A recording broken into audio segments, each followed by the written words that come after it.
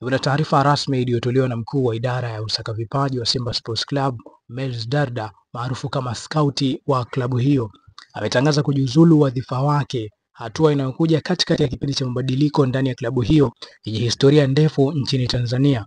Uamuzi wake umeibua hisia mseto kwa mashabiki na wadau wa soka, hasa ikizingatiwa mchango wake mkubwa katika mafanikio ya hivi karibuni ya Simba Sports Club, ikiwemo kufika hatua ya fainali ya kombe la shirikisho barani Afrika msimu wa mwaka 2024-2025, hatua ambayo imeiweka klabu hiyo kwenye ramani kubwa ya soka la Afrika. Akinukuliwa, kiongozi huyu kupitia ukurasa wake wa Instagram aliandika hivi: "Nimeamua kujiuzuru rasmi kutoka nafasi yangu kama mkuu wa idara ya usaka vipaji katika klabu ya Simba Sports Club, kwani sioni tena nafasi yangu ikiendana na mwelekeo wa sasa wa klabu.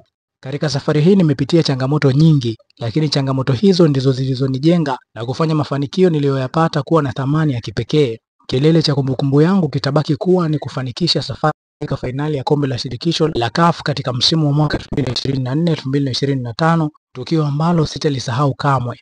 Ningependa kutoa shukrani za dhati kwa rais wa klabu Mohamed Dewji, kocha mkuu wa zamani Faldu Davis pamoja na benchi lake la ufundi kwa imani yao na ushirikiano mzuri tuliokuwa nao. Zaidi ya yote, shukrani zangu za kipekee nazitoa kwa mashabiki, damu ya klabu hii, kwa mapenzi yao ya dhati na sapoti yao isiyoyumba katika nyakati zote.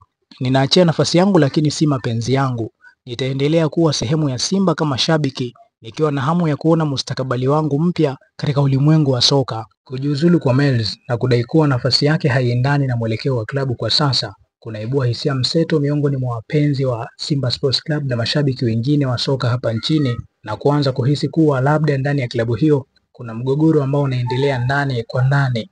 Je, wewe mwanasoka una maoni gani kutokana na suala hili? Tukutane kwenye comment, usisahau kusubscribe. Jina langu ni Bakari Chimpanga, mpaka wakati mwingine.